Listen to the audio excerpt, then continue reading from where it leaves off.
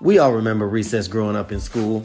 Recess was a time of day where you could have all the conversations that you could not have while in class. Recess is where you had the real conversations. And real conversations we're going to have. In each episode of the Recess podcast, I'm going to have real conversations explaining students and school. I'm David McGuire, and I'll be your host. It's recess time, y'all.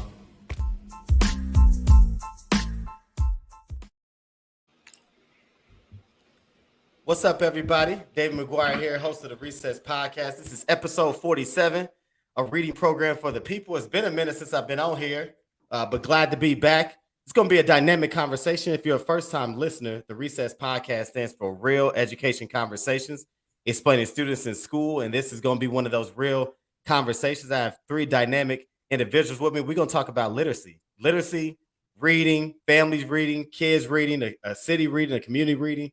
We're going to talk about how important that is. And so before we jump into it, as always, make sure you follow us on Twitter at the Recess Podcast 1.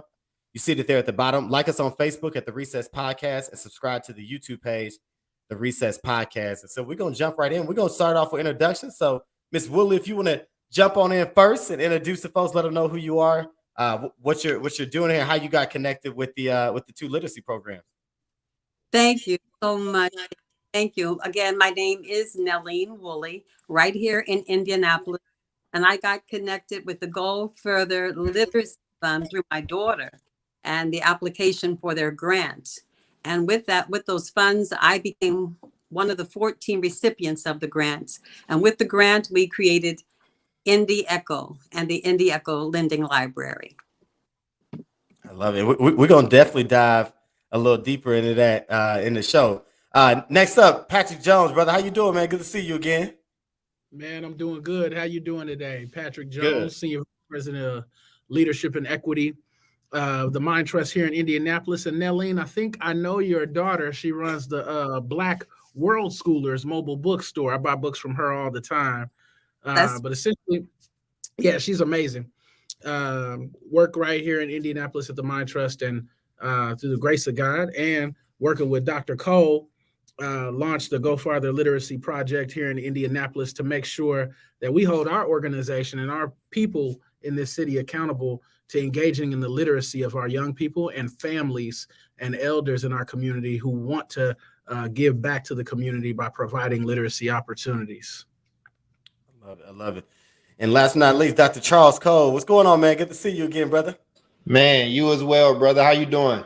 I'm good. That's what's up, man. I'm Charles. First off, I wanted to say hi to your guest. Pat, is that boy fresh out here, man? You know he didn't tell us he was gonna be doing all that in these streets. He put a hat on, hair on nappy and stuff. My name is Dr. Charles Cole. I am the founder and CEO of Energy Converters, which is an organization that started out in Oakland, and we basically focus on the end users of education. And in that program, I co-founded and was the litmus behind what we called the People's Literacy Fund, which was, and we'll talk about how that kind of came to be. And then we had partners like the folks out in Indy that took it and did their own version of it. And I'm happy to be here to see that progress and see how that's going. So I'm just happy to be here, man. Some of you all may know me from 1/4 of the 8 Black Hands. So I know in these circles, people are familiar with that. So I guess I couldn't leave that out. And we also can't leave out the fact that the 8 Black Hands will be in Indianapolis at the Madam C.J. Walker building, October 5th, right? Historic Madam C.J. Walker, yes, sir. That's right, historic Madam C.J. Walker Theater, October 5th. You better get your tickets. I don't even know if there's any available, so you might have to just follow it on Twitter. I am terrible at promotion. Yeah, yep, sure will be there. Sure will. And those that remember, back a couple years ago, the 8 Black Hands was supposed to be in Indy in April, right around when the pandemic happened. Yep. So we are excited and glad that the Mind Trust, I think Ed Choice was able to circle back together and connect and get the 8 Black Hands here. And we can't wait for that. And so that's in due time. But tonight we're talking about something that's near and dear to me, which is literacy and reading and kids reading, specifically Black kids and Black families reading. So real quick, so Charles talked about the work that he was doing out in Oakland, the People's Literacy Fund and how it picked up with the mantra. So Patrick, real quick, talk about what is, for the folks that don't know, what is the goal for the Literacy Fund? What is it? Absolutely. So, I mean, I'll take it all the way back to when we have a DEI committee here at the Mind Trust, and we were having a meeting, and it was just getting a little. We were just getting a little frustrated with, schools aren't improving fast enough. We gotta be able to do something. And my charge to the committee was, what can we do in this committee that could improve schools for kids? And we did some research and looked at what they were doing in Oakland, and familiar with Dr. Cole's work, also in another organization with Dr. Cole. So reached out to him and asked him if he mind if we use that idea and even some of the materials on the site. He said, man, I'm here for kids. So grateful for him loving on kids enough to make sure that we could use that information. But he said, man, I'm here for kids. And so we went out, we secured some funding to take the idea that he's kind of spearheaded and said, look, we're not going to tell parents what they need to think is right for their children. Parents know. Right? Parents know what type of education they want for their children. And this is an opportunity to make that a reality.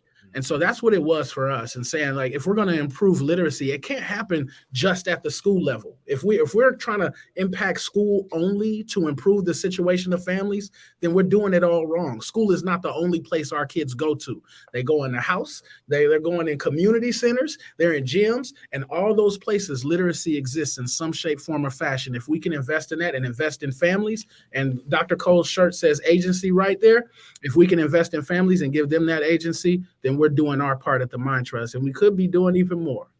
I love it. I know. Before I bring Miss Wooley and Charles, back in Oakland, what was the launch pad for you? What was the aha moment? What was the kick in the butt that said, we got to do this? We got to do this Literacy Fund in Oakland. Where the idea come from? Oh, you? Man. I almost cursed, but I don't want to curse with Miss Wooley on here. I respect my elders. And by the way, ma'am, you look amazing. Let's just take a moment. The whole garb, I see it. You know what I mean? But for me, so where it came from, David, I grew up homeless, bro. It's two different things that's combined in this: the spirit of the Panthers and me being homeless. So just so you know, I was born in Maywood. It's in Chicago. It's a West Side suburb. But I was born in the same neighborhood as Fred Hampton, and as Chairman Fred Hampton, and Mamie Till lived there. That's when Emmett Till and all those folks lived. So my grandmother and great grandmother used to babysit Chairman Fred Hampton. He was younger, and when Emmett Till was killed, that's what radicalized Fred Hampton. Like, all this happened in Maywood. Fast forward, I live in Oakland. I go to the same elementary school that Huey P. Newton went to. And one of my mentors, the reason I wrote my first book, who told me to, was Elaine Brown from the Panthers, right? So I came up kind of in this veil of the Panthers and the People's breakfast program, the food program that like kids from all over the country now get to have free lunch because of. And then living in these shelters, I was like, yo, if we had, like, I was still kind of on honor roll and everything, even though I went to 11 schools, I lived in 4 shelters. But if my parents, like a $5,000 mini grant, ain't nothing mini about it when you live in that type of situation. So we give money to a bunch of white boys that I seen fail over and over again without having to worry about it. So when there was a pot of money that I had an opportunity to have, instead of just taking it from my organization and adding to general fund, I said, I want to give every penny away. Let's give this full $100,000 away in the form of mini grants from $500 to $5,000, because we have to trust folks. They might not use the same language we got or whatever the case is, but we got to get back to where the village is in control of what's happening to young people and to kids. And so that's how that came up. And I had some really good partners that took a chance on me, because I looked at it like the same way we talk about portfolio models. I wanted to take a portfolio model to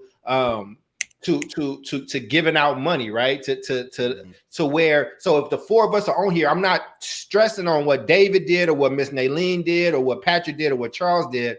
I'm looking at the full portfolio, and then that's going to be the success. So Pat's success is my success. So that's not putting all this pressure on this one person that is not used to getting funding, that doesn't run a nonprofit. And sometimes they have the best advice. If you are somebody that lives in a place like Oakland, which is one of the most expensive places to live in the country during the pandemic, with everything going on, with gentrification and losing your house, and your kid is literate, I think that we should damn well be listening to you. So that's where it came from. And then we had people like Patrick and the Mind Trust pick it up, so this could kind of get some validity and build up steam. And we hope to do it in other parts of the country. I love it. I love it.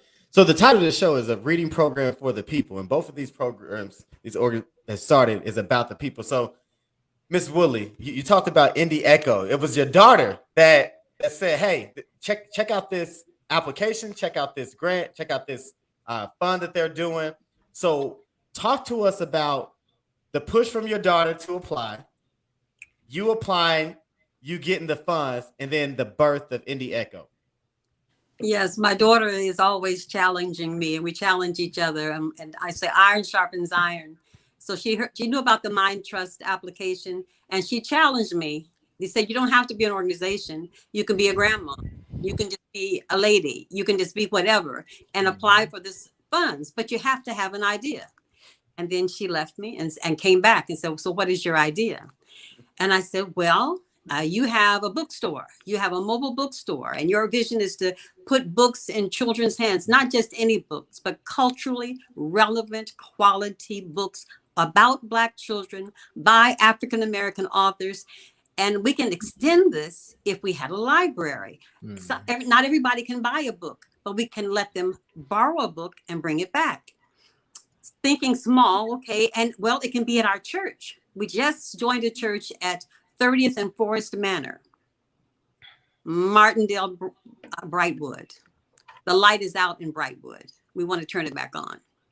And so we talked to the church. The church said, yes, they'd host it. We could get the books from Natalie. And so everything was coming together. That's the sweet spot. When your job and your joy come together, that's the sweet spot. So it can work. And so I wrote down all the things that could happen. We could get the books from her. We could have the books here. We could loan them to the kids and they could bring them back. And we said, we could just do this if we had the funding. We were blessed to get the funding from Mind Trust. And when the note came over that we were recipients, then another light came on and it said, this is bigger than little grandma reading a book at church. It's bigger than that. We're here in the heart of the East Side community. Yes, Lord. Our students in those areas, the feeder schools around our church, are reading at 5% literacy. Are you kidding me? 5%? And then we go back to in time, because old ladies do that. When our people were in slavery, they self-taught reading. They learned on their own. Others taught them. We're talking 1800s. This is 2021. And you're telling me my baby cannot read in the 3rd grade?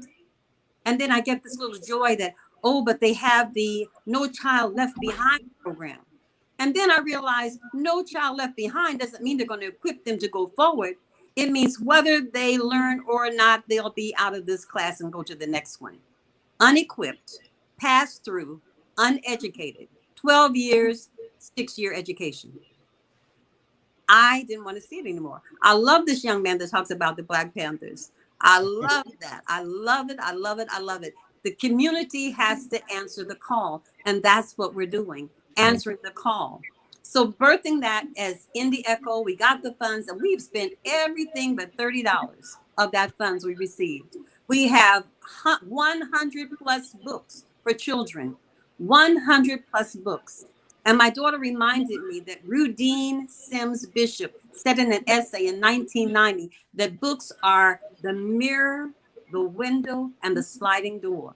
The mirror for our African-American children to see themselves in the books we get from Black World Schoolers Mobile Bookstore, because it's their faces, their authors. They can see who they are, their history, the fun, the everything through those books. But people that don't look like us, they can read those books and learn more about us, learn about our history, and know that we're not the monsters that are displayed on the 6 o'clock news. We are people with goals and visions, and they can see that. If you want to stop peeping in the window, open the sliding door and look as much as you can. We are there. But then we didn't want to stop with just putting a book in your hand. You put a book in a child's hand that can't read, they're going to look at the pictures. And that's wonderful, but they need to read. So we added sight word cards. We added sight word bingo. We added books that you can trace the letters and know how to write your words correctly. I'm so tired of seeing our babies get in the 3rd grade and cannot write nice and neatly. Anything is accepted. Anything goes. Why? Why isn't there structure? There used to be structure. My mother went to Crispus Attucks High School. There was structure then. I went to Shortridge High School. There was structure then. My kids went over on the north side of town to high school. Structure then. So why isn't structure now? Why is there anything go and nobody is looking at our children saying, not just saying they can't read, but doing something about it? I love the Panthers. I love Malcolm X. I love everybody from those times because they took the community by the hand and said, let's go, let's do it. One at a time, one person, I'm going to go. If you don't come with me, I'm going to put it out here for you to enjoy. And that's what we have every 2nd and 4th Saturday at the corner of Forest Manor Avenue. Our little blue tent is up. The books are out. We have storytelling. We have games. We have interaction. And what I hear the young men saying, relationships is what counts. Relationships is what make us grow. I can't throw a book at you or a piece of paper and expect you to do it. But if I hold your hand, if I sit beside you, if I show some interest, if I do what I say I'm going to do, then you just may come to the level of improvement.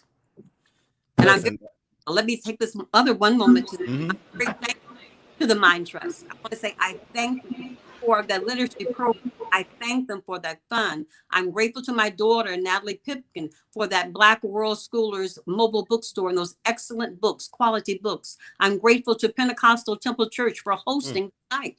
That's not just me. Like I said, it's more than one little grandma reading a book on Sunday. It's partnerships, lasting partnerships, sustainable partnerships, working together to make a difference. I love it. And this is why it's so important to invest in the people. Charles, you talked about it. Jones, you talked about it. This is why this fund, yes, it'd be nice and organizations can get this and schools can get this, but this is why it's so important to put the money in the hands of the people because they know best. And that was just a beautiful story. And we're appreciative. I'm going to definitely hit you up because I need to get my little babies at Summit over there on Sundays and our families too. I see one of my parents in the comments right now jumping in. So as we think about this idea of literacy, and we talked about it a little bit, so we're going to get a little schooly here, just a little bit. So Charles, Jones, whoever wants to jump into it, when you think about the literacy rates specifically that impacts Black children, right? That feeling, what's that feeling you get when you hear that 3rd grade kids that can't read, 4th grade kids that read, or sometimes high schoolers that can't read? You know, how does that land with you? I have my thoughts, but I want to hear yours first. I will yield to Brother Jones first. It's his city, so I'll go after you, brother, or whatever, whenever you want to go. Yeah, man. I want to say, Wooley, it's absolutely a pleasure meeting you. I can't wait to swing by on a Saturday or Sunday. I'll tell you that. And that's right. You got another donation from me personally, from my family. Thank you. So 30 ain't all you got left. But the other thing is, and if you ain't hit up Natalie Pipkin and the Black World Scholars, let me tell you, this lady is phenomenal. The way she's raising her children and educating her children is phenomenal. You need to check out Black World Scholars. Literacy rates when it hits me. I think that the thing that goes to me, man, I could go to individual stories and talk to you about kids who came to me when I was principal and couldn't read, or kids that would get to 12th grade and couldn't read. But the thing that gets to me is this. As a community, we are entirely dependent on everybody else in this country but us to survive. And what I mean by that is chances are, if you want to go to a doctor, the chances of you getting a white doctor are higher than the chance of you getting a doctor that looks like you. If you want to go to a dentist, same thing. You need a lawyer, same thing. You want a teacher, same thing. There's only one reason something like that happens, and it's those literacy rates. So when we talk about this agency and this self-determination that we want for our children and that we want for our community, we're going to have to improve something like this. And they work hand in hand. For you to become a teacher, you got to go to college. You got to graduate college. You got to be accepted into college. And the only way for you to do that is to be able to read. That's one of the things, one of the prerequisites. And so when I see those things, then I see our people not being able to take care of themselves in the long run. And people can tell me all types of arguments. They can say, hey, why don't my babies can go out on the trade? Yes. And we need young people to do that. But if we want teachers, You can't say on one hand you want black teachers and on the other hand college ain't for everybody. College gonna got to be for somebody. And so when I see those literacy rates, what I think of is a lack of infrastructure for our people and some of the professions where we need our people to be. And I'm tired of it. Yeah. Echo that. Bro said he's tired of it. I'm with it, bro. I'm with you, Pat. I love Patrick, y'all. Y'all just don't know, man. I would say first, I think I want people to know what literacy is, right? It's not just being able to read and write. Literacy is being able to apply what you're reading and writing and being able to make sense of it and use it in the world in the world, right? Like it was something that was so dangerous that during slavery, if you got caught learning how to read or whatever, we took an appendage off of you, right? Like you can't keep somebody in slavery if they can read and they know who they are. And just so you know more of your history, because it do say doctor in that name real quick. Miss Wooley, I think you would like this book. It's called The Education of Blacks in the South. And basically what it breaks down is by Dr. James D. Anderson. And it breaks down 1860 to 1935 is that black people in this country are the reason you got free public education. Right after slavery was the highest growth in literacy rates for black people. And these people didn't have money. They didn't have a whole bunch of stuff saved up. They came straight out of slavery times, right? You know what I'm saying? But they said, we want this education. And the planters and farmers didn't want education for nobody because they needed to be able to till those grounds and make that money. But when they saw these black people reading and striving and they kids couldn't, they took that system. You know what I'm saying? The same way like we have always done in this country, when black people build something, it gets taken away. It is not in us to not be able to read. We care about education. And that's a lie from the pits of hell that black people don't care about their kids' education and ain't watching it. So let's just say that. The other thing that I do want to just make a point around it to bring it back to what Ms. Wooley said about No Child Left Behind. Don't like Bush, don't like the administration. But what No Child Left Behind did was it gave parents an opportunity to fight back if their kids was trapped in schools that wasn't working for their kids. So basically, you got things like parent trigger laws and things like that. It was a flawed policy, right? But the idea behind it was we're not going to do this soft bigotry of because you can't teach black kids, well, let's get rid of tests and let's get rid of accountability. No. If you got my kids, I want you to be accountable as hell. I want to know that like what you doing is actually working. So when we talk about literacy, I see these rates all over the country. And this ain't listen, I don't care about test scores because I care about scores. I don't care about like I'm just like we these zealots that just want to test kids all day. I was a horrible test taker. The reason why that matters, though, is because I know what's going to happen to those black and brown kids if they can't read. I know there's a jail cell waiting and a casket waiting and diseases waiting and all kinds of like hunger and a whole bunch of stuff that they got to go through. This ain't just about your kid being able to read an X-Men comic book. It's about their future in a school system that is government run doing the job that they promised to do. So when we talk about the People's Literacy Fund, we as a village have always done a good job of taking care of our kids and always made. I remember I couldn't get, if I got caught cursing around one of the neighbors, this happened once, and they brought me to my granny house who I was growing up with at the time. And she looked at that man and said, well, did you beat his ass? Excuse my language, Miss Wooley. But I need y'all to understand what a village is and was, because you don't have villages anymore. So when we introduced this fund, we want to reintroduce a village. We want to have a cadre of people that got this money so I can learn from Ms. Wooley, or I can learn from these parents in Oakland or these parents in Indianapolis around what they're doing and what they're trying. And Black people don't often have the ability or the license to fail the way that other people do. No. Failure is a part of the process. Ms. Wooley needs this space to do the things. She said, I spent every dime but $30. You know what I'm saying? Ms. Wooley, how much was that grant you got? $3,800. Listen, y'all, everybody here listening, no. Now that's money to us because I grew up poor. And you know what I'm saying? I'm the first in my family to go to college. But in philanthropy world, Patrick, that ain't no money, right? And look what this woman did with the little bit that we gave her. You know what I'm saying? So what if we could do more? And what if we could give people more? And that's my vision and that's my hope. Listen, man, you ain't got to like me in this education work. I don't need a whole bunch of friends in this. I don't care about none of y'all, no way. I care about my people being able to take care of themselves, being able to have a fighting chance. my people not asking for breaks. They just asking for a chance and an opportunity that was taken from them the same way public education was taken from them in this book. The same way that Brown versus Board was supposed to be freeing our babies and making sure we had equitable education, but instead it got rid of all our black schools, fired all of our teachers, and made our babies go to schools with people that hate them.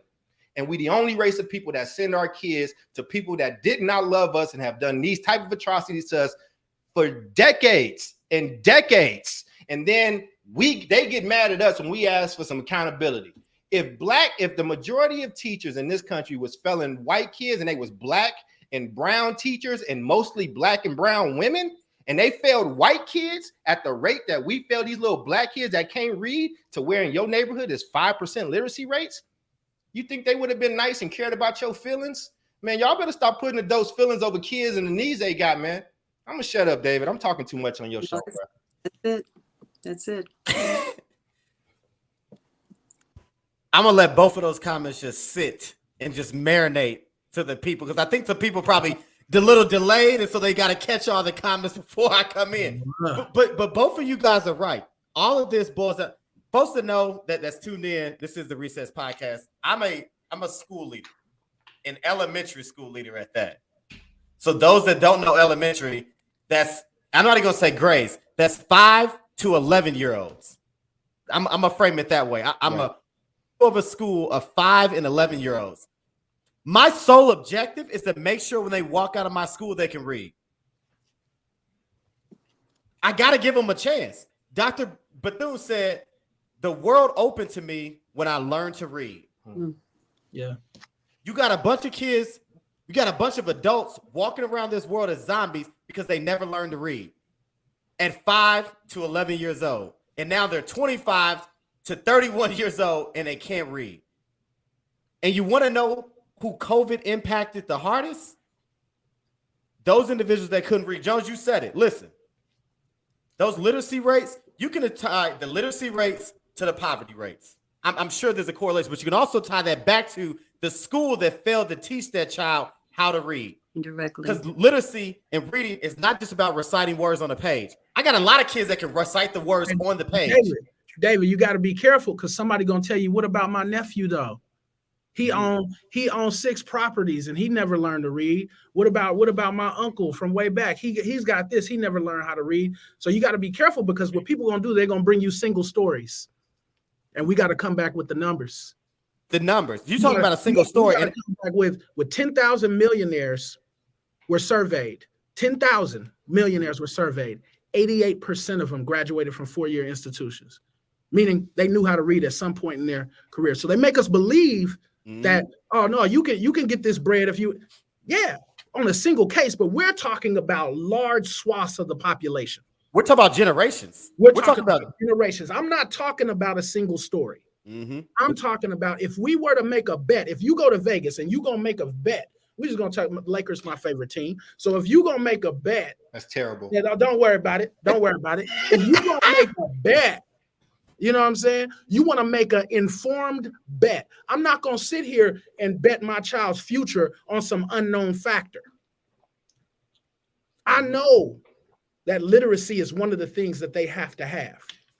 Parents know this. Miss Wooley knows this. Why not give it up and let Miss Wooley do her thing, do the thing that she knows how to do, that clearly she's been doing with her own daughter. Clearly her daughter's doing with her children. We need to empower those people. Those are the people who do it outside of the school, that reinforce then what the school is expecting of the kid when they get there. And I'm gonna say this, David, just because I got to big up the Masonic order, but one of the first brothers to call out public education is Prince Hall, 1787. In Boston, Massachusetts, calling out equality in education for Black folks in Boston. So we've been doing it since colonial times. Yes. We've been doing it since forever. A lot of people say we ain't start protesting till, or I'm not my ancestors. Get out of here with that mess, because your ancestors been protesting since forever for their equal rights in this country. I told y'all this is the Recess Podcast, and it was in the name, Real Education Conversations. And when you tie in literacy and reading, You gotta talk about the schools. And again, Ms. Wooley said it, 5%. You can pull up the data over schools. Yes. But if the priority is not of a school to make sure the kids are literate and can read and can critically think on their own, because that's what reading teaches too. It teaches them how to think on their own and think for themselves and make sure that somebody don't tell them something, whether it's our young ladies listen to some nappy-headed little boy that's going to tell them something that they don't want to hear, right? All that comes from reading.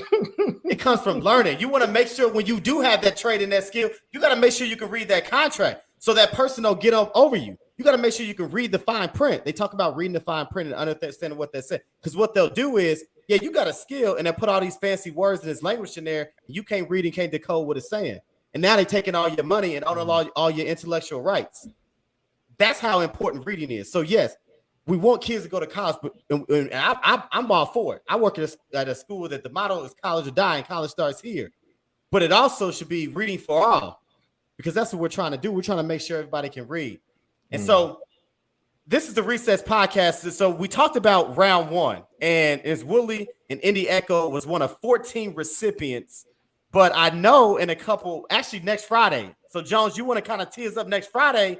There's a special announcement about the Go Farther Literacy Fund that's coming up. So you want to share that with the folks? Ooh, Miss Wooley, listen here. We going in for round 2. We not giving up. We going in again for round 2. Application opens.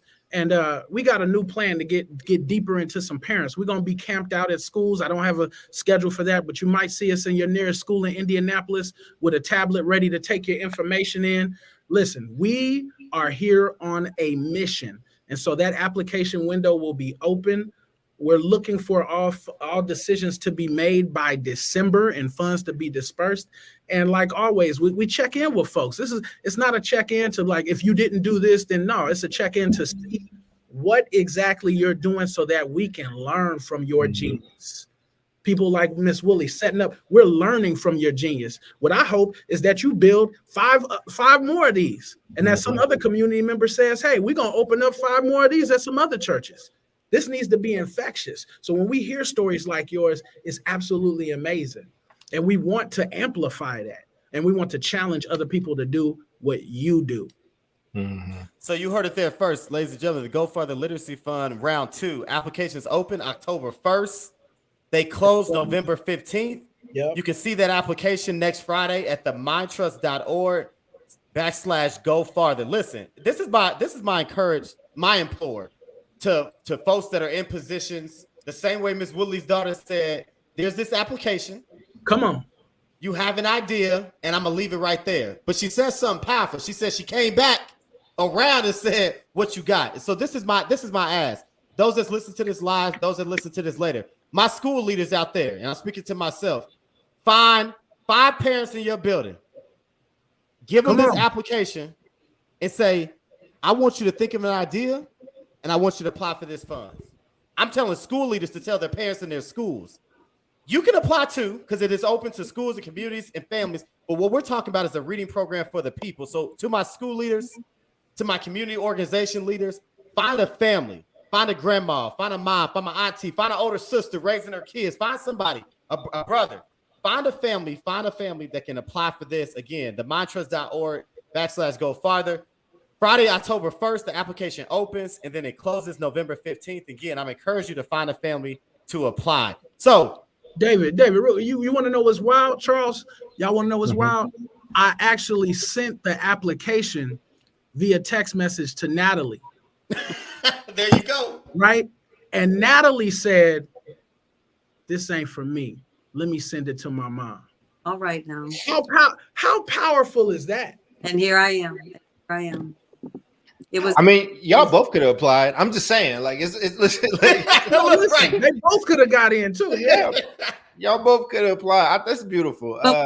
Together, Natalie is our sole curator for our library. There you go. She supplies all of our books. That way, we know that there are quality books. We know that there's a quality message, and we don't have to scatter around and just put anything in there, hoping somebody will read it. We know there's history in there.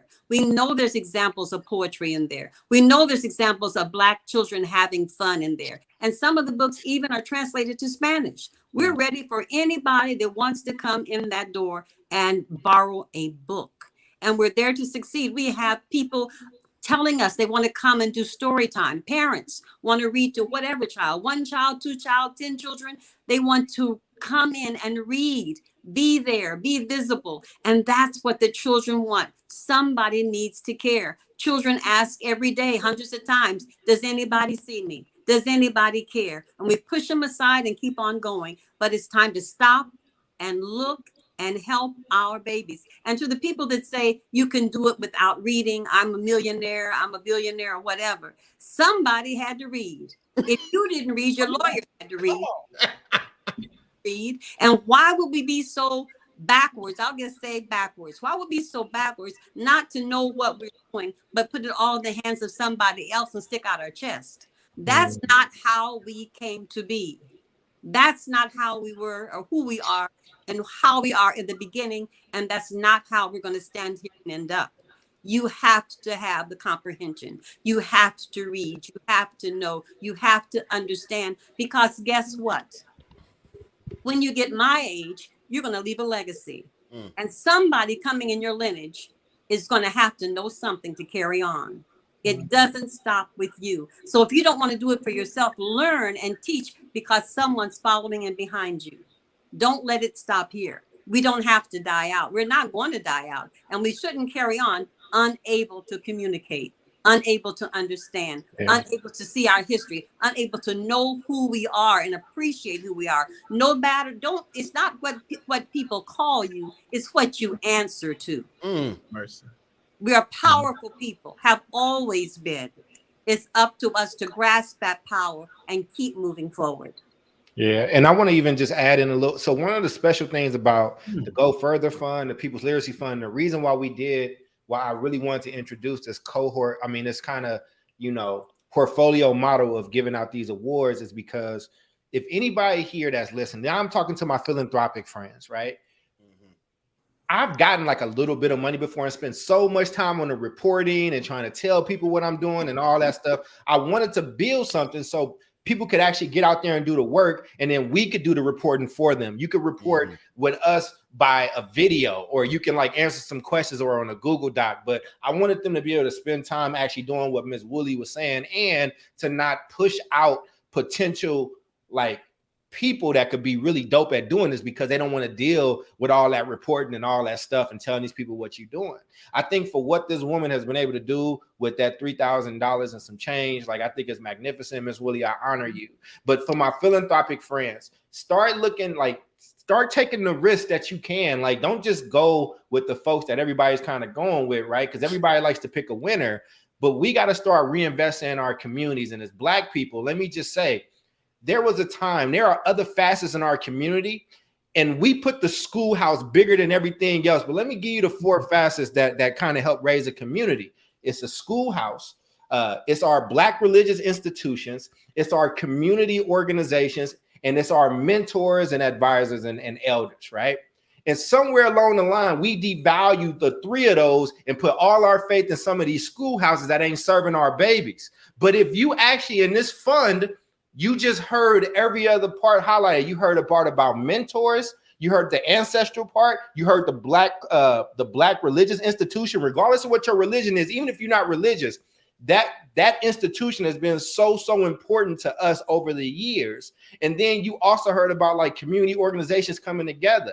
It's not just one thing that's going to get your kid to where it needs to be. So don't put all your eggs in that basket. You need to kind of spread it out and build a community around your young person. When they named it wraparound services, it's supposed to be the image of the child in the middle with services fully wrapped around. So I started my career as a social worker. So I come at this education work in a different type of way. And so I'm just really, really grateful for Miss Wooley, because I think she exemplified, one, something that I talk about all the time about what it means to be a Black person on code when it comes to this education stuff.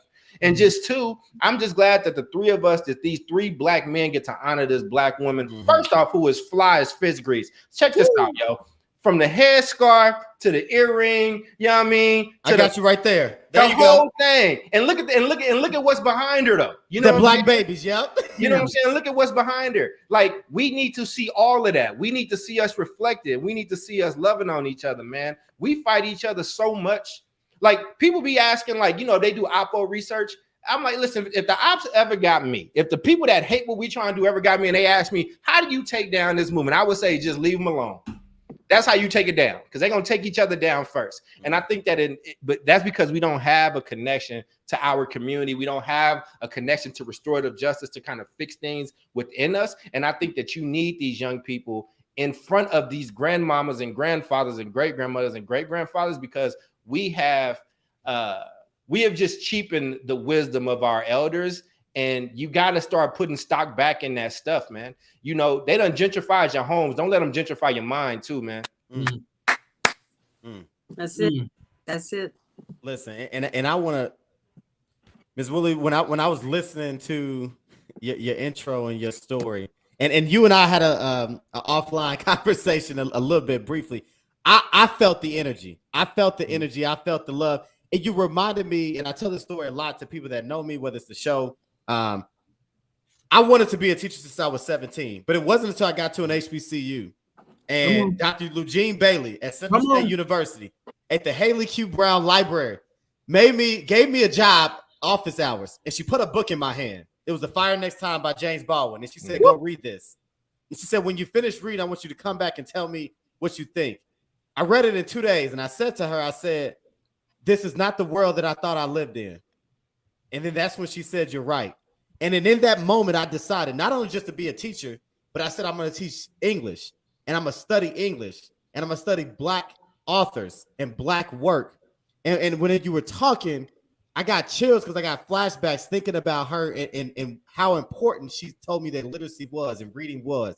And so I appreciate you, because I fully believe that the children that participate in those Saturday readings, that 1, 2, 3, 4, maybe even more of those kids one day are going to grow up and they're going to teach another kid how to read. Okay. And that kid's going to teach another kid how to read. Yes. And we're going to have this domino effect of more kids reading. We're going to break that generational curse, not just of poverty, but of literacy and kids that can't read. So I do. And I want to honor you as well and appreciate you.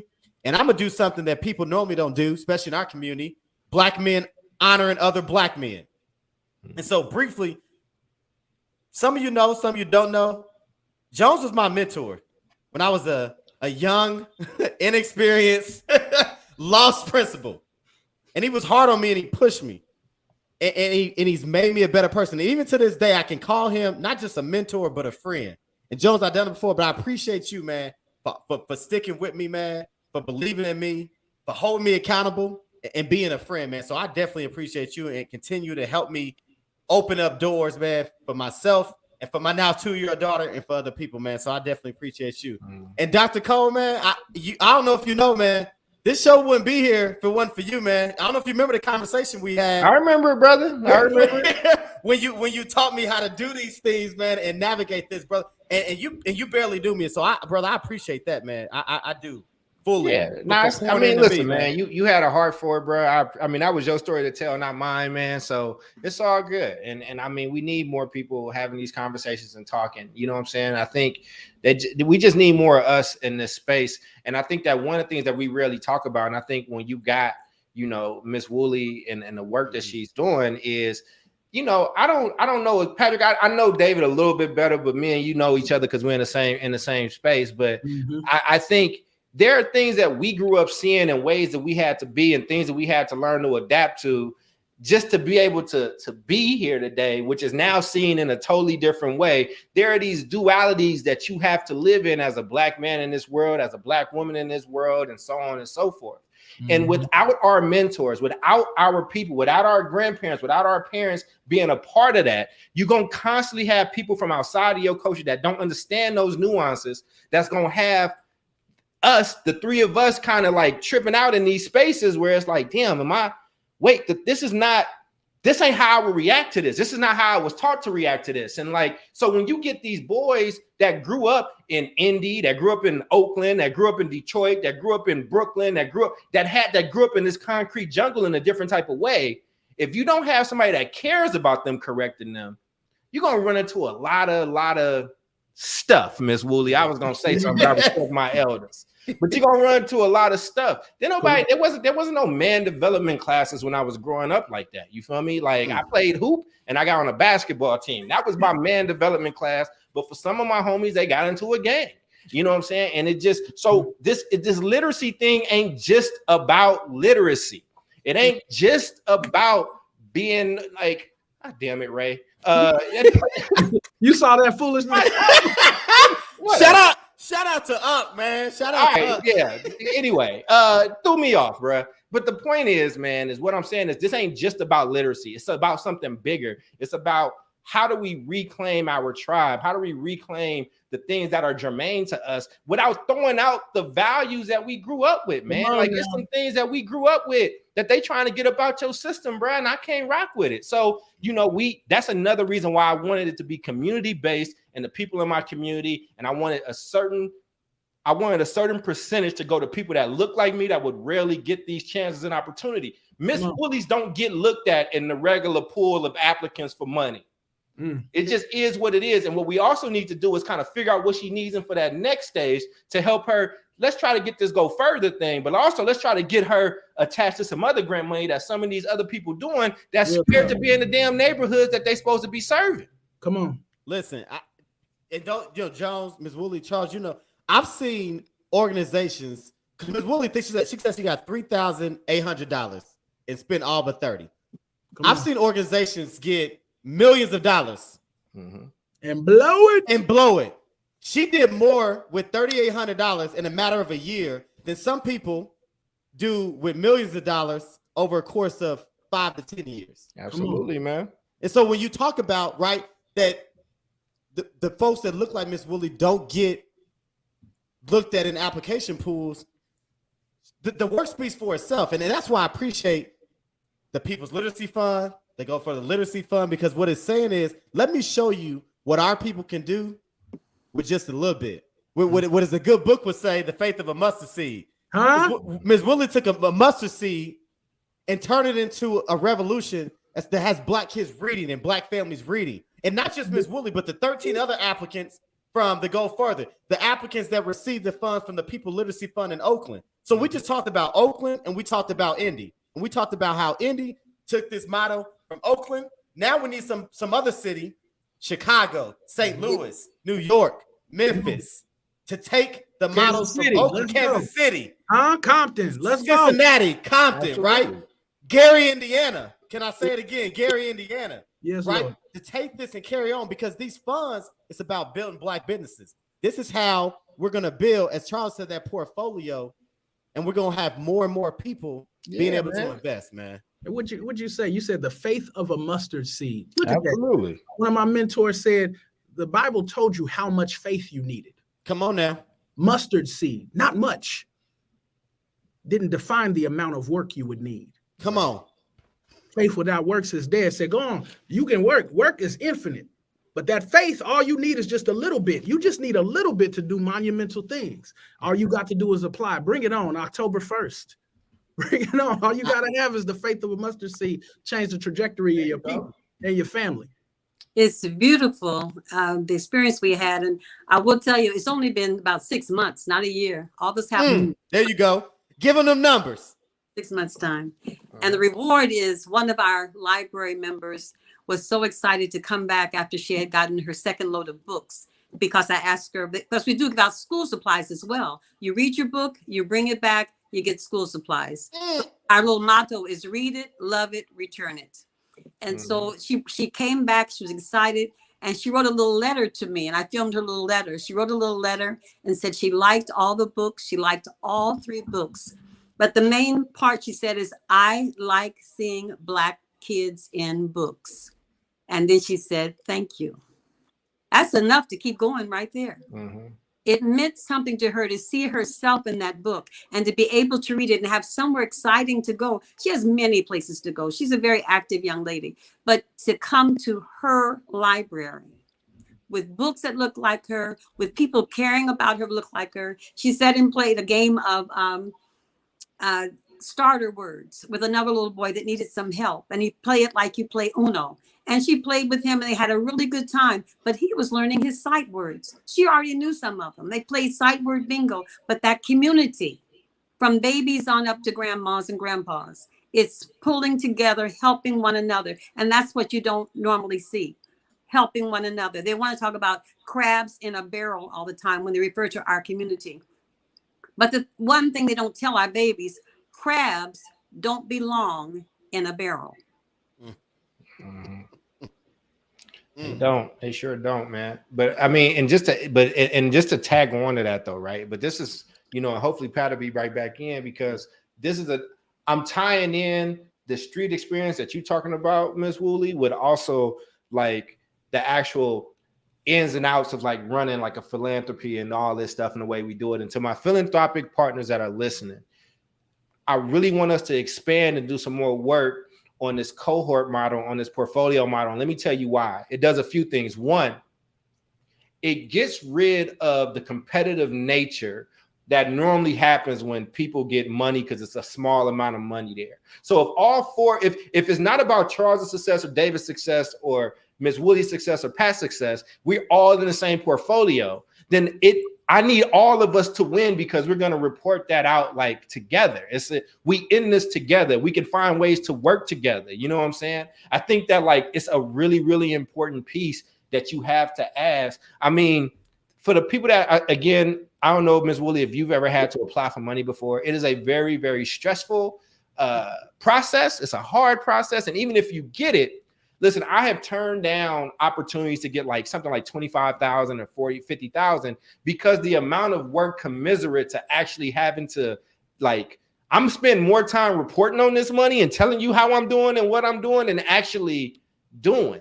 And so, Patrick, I just had to put that in there to throw out some bail for you and the rest of our philanthropy, our people in philanthropy, because y'all don't understand. Mm-hmm. People was not trying to do this model. Like, it sounds good now and people rocking with it now, but I said this for a long time. I said doing it this way for a long time, and it doesn't make sense to a lot of people. So we need to kind of show examples of you in that community, so we can do more of it and we can get a lot done, man. We can really get a lot done. Listen, you're right about that. And I'm gonna hit. Sorry, the devil tried to get the victory by freezing me up, but that's all right. But just want to say yes, what you said, Dr. Cole, about making sure other folks do it, because we still only got two. Even it's catching on, it sounds good, but still only two courageous and brave cities have done it so far. And then the second thing is, I don't want people to think that barriers here, whatever perceived barriers you have, reach out. Email me, pjones@themindtrust.org. Lauren Lopez, who's leading this effort, LLopez@themindtrust.org. Don't let language barriers. My Spanish is a little rusty. I'm not going to embarrass myself on here. Lauren Lopez can help you out with this. My Haitian Creole is non-existent, but listen, we'll find somebody. We'll get a translator on the line. Whatever you need, don't let. I got a parent for you for the Haitian Creole. I got you. There you go. So and we make sure. And here's what we believe: if we use that parent, we're gonna pay that parent, because we're not gonna have nobody working for free up here. But listen, whatever barrier that might exist, just come on. We'll work with you. We'll remove that barrier. I love it. Listen, before we get out of here, we got to do closing thoughts. And so, Dr. Cole, is there anything you want to leave the folks with around this or any of the work you got, man? Look, man, I'm here for a good time, not a long time, yo. I want to leave something that's a positive legacy. Thank you for having me. Ms. Wooley, it was a blessing to meet you. And whether I got support or not, friends in this or not, rolling me or not, whatever the case is, I got to do what I got to do for my people and for the role that I play. I'm responsible for my happiness. I'm responsible for my people. So stop waiting for people. I don't care what position you in. Stop waiting on folks, man. God shows up when you start working. So come on now. That's it. I love it. Jones, what about you, bro? What you got the folks to leave us with? I'm going to just say big change starts with small change first. Go ahead and apply. And we're looking forward to all these small acts to turn into large acts. Take the example of Miss Wooley and go out there and do something great for your community. And we got your back. I love it. Miss Wooley, anything you want to leave folks with? I appreciate all of you doing the groundwork and putting together to give us the opportunity. And this podcast tonight just reinforces we cannot do it solo, but we can do so much together. So much together. They said an open hand give you a slap, but that fist will knock you out. So together. And we got to start knocking folks out with this. Listen, man, this has been the Recess Podcast. I want to personally say thank you to each of you for coming on. Charles, Patrick, Miss Wooley. I want to shout out Chelsea real quick for putting this together, helping on the background. Chelsea, shout out to you. Appreciate you. Yeah, she's I been see amazing. Lauren. She's been amazing. I see Lauren. I see you in the comments. I appreciate you, Lauren. Always good to catch up with you again. Everybody at the Mind Trust, the whole city of Indianapolis that's been rocking with me. Have somebody tell me, man, where you been at with the Recess Podcast? And I'm like, I still got to run a school and raise my baby. So I'm trying, but I'm gonna get back on it. I promise. But Jones, you have one more announcement for us, and I got an announcement myself. One more announcement, just a reminder, October 5th, 8 Black Hands will be here at the historic Walker Theater. If you want to register, you need to go to themindtrust.org/events. We look forward to having you there in the audience. Come and witness a dope conversation just like the one we're having now, maybe even a little better. I don't know. We ain't have Miss Wooley on that conversation. Maybe we need to bring you into the audience, Miss Wooley. So I'm driving in a day or so early. So who throwing the party? Come on, David, be the party committee, bro, or something like that. Hey, listen, not on a party committee. We're gonna come out to Summit, man. Come see the babies, have a little fun with us. The Friday morning meetings be lit, so we can do one on the Tuesday if we have to. It's all good. Again, you got it on the screen, man. Y'all see it right there. Listen, Tuesday, October 5th. If let me just do this, because most of people that listen to my show have listened to it, but in case you haven't, Mondays at 9 p.m. Eastern. If you've never listened to 8 Black Hands and unsure if you want to attend the live show, just tune in this Sunday.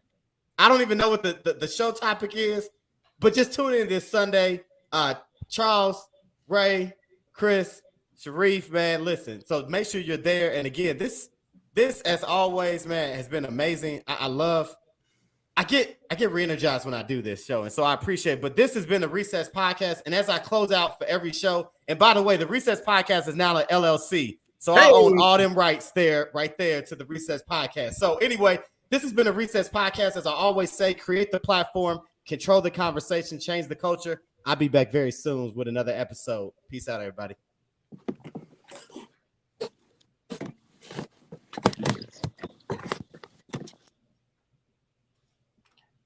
I think the brother left before it turned off his live. Hold on. So he's still live. So let's while somebody's texting him,